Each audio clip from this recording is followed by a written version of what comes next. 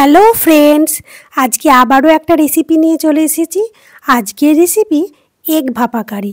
তো আমি কৃষ্ণা আর তোমরা দেখছো Krishna cooking and blogging channel. তো ভিডিওটি প্রথম থেকে শেষ পর্যন্ত দেখতে থাকো। তো এগ ভাপা কারি বানানোর জন্য এখানে আমি নিয়ে নিয়েছি 5টা ডিম আর নিয়ে নিয়েছি এখানে 4টে বাটি। বাটিগুলো কিন্তু একই রকমই দেখতে আর একই সাইজের।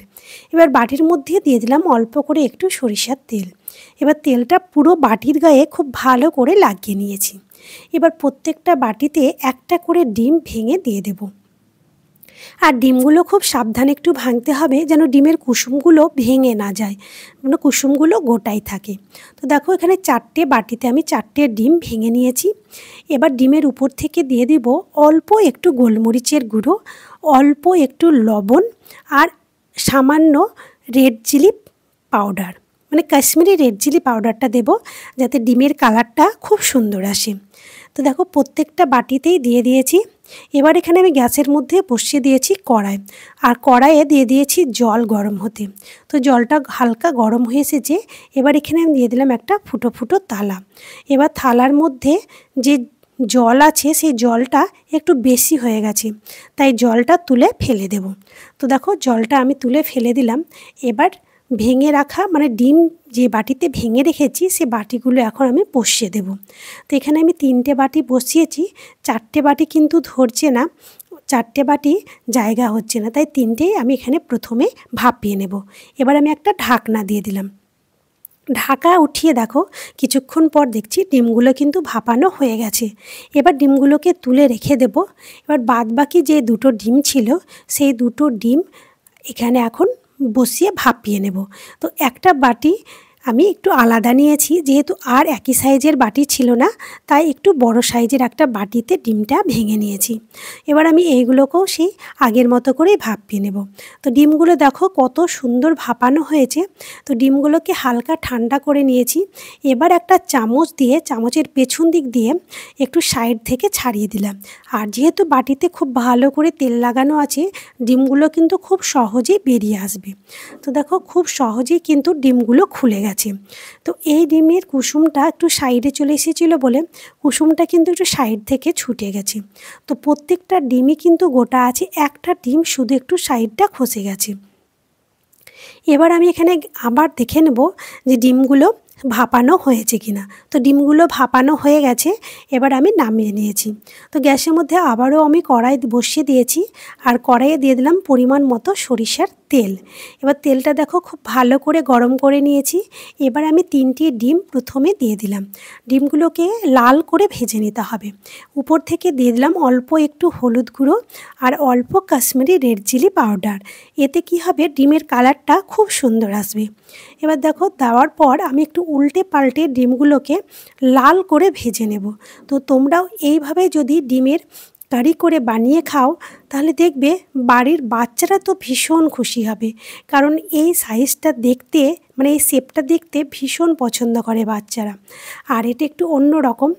আর এমনিতেই তো আমরা ডিম সেদ্ধ করে কারি বানাই, একই রকম খেয়ে খেয়ে তো মানে বাচ্চা বড় সকলেরই কিন্তু বিরক্ত লেগে যায়। তো মাঝে মাঝে যদি একটু আলাদা রকমভাবে করা যায় তাহলে কিন্তু সকলেরই কিন্তু ভীষণ ভালো লাগে। তো ডিমগুলোকে লাল করে ভেজে নিয়েছি, দিয়ে সমস্ত ডিম ভাজা হয়ে গেছে। এবার তুলে নিলাম। এবার দেখো গ্যাসের মধ্যে যে কড়াই বসানো আছে ওই তেলের মধ্যেই দিয়ে দিলাম আমি অল্প একটু জিরে ফোড়ন, আর দিয়ে দিলাম পেঁয়াজ কুচি। তো এখানে পেঁয়াজের পরিমাণটা একটু বেশি দিতে হবে। তো এখানে আমি বড় সাইজে 2টো পেঁয়াজ দিয়ে দিয়েছি, আর একটু ছোট ছোট করে কুচিয়ে নিয়েছি। তো পেঁয়াজটা হালকা লাল করে ভেজে নেওয়ার পর দিয়ে দিলাম একটা টমেটো কুচি। এবার টমেটোটা দিয়ে হালকা একটু নেড়ে চেড়ে ভেজে নেব যাতে টমেটোটা একটু গলে যায়। তো দেখো হালকা টমেটো গলে যাওয়ার পর এখানে আমি একটা পেস্ট দিয়ে দিলাম। এতে আছে আদা, রসুন, কাঁচা লঙ্কা আর অল্প একটু কাজু বাদাম। এবার এটা আমি সমস্ত কিছুই একসাথেই পেস্ট করে নিয়েছিলাম।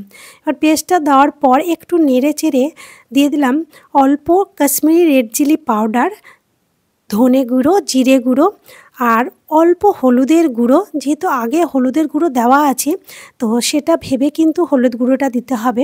আর দিয়ে দিলাম স্বাদ অনুযায়ী লবণ। এবার এই মশলাগুলোকে খুব ভালো করে কষিয়ে নিতে হবে। আর দিয়ে দিলাম অল্প একটু চিনি।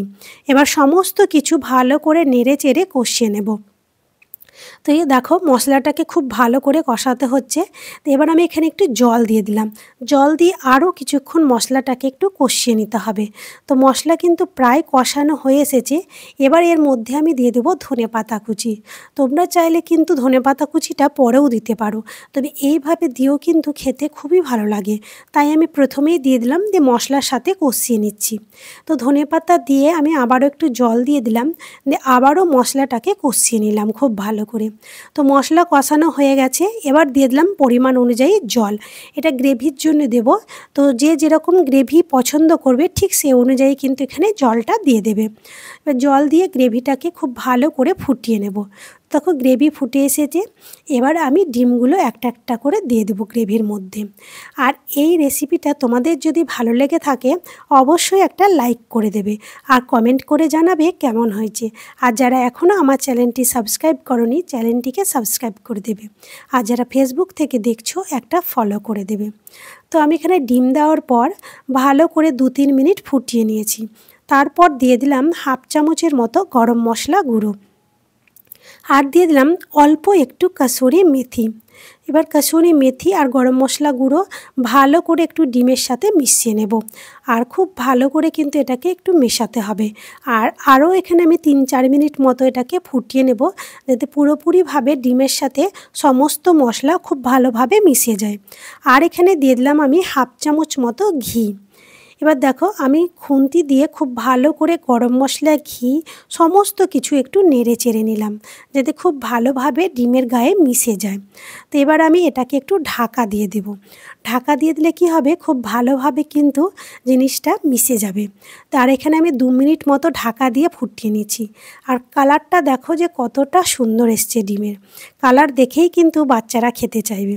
আর ডিমের সাইজগুলো দেখো, দেখে মনে হচ্ছে যেন চাকি মানে সেই গুড়, খেজুর গুড়ের যে পাটালি ছোট ছোট গুড়গুলো হয় ঠিক সেই রকম দেখতে হয়েছে। তো দেখো ডিমটা কতটা লোভনীয় লাগছে। তো আজকের মতো ভিডিও এখানেই শেষ করলাম। বা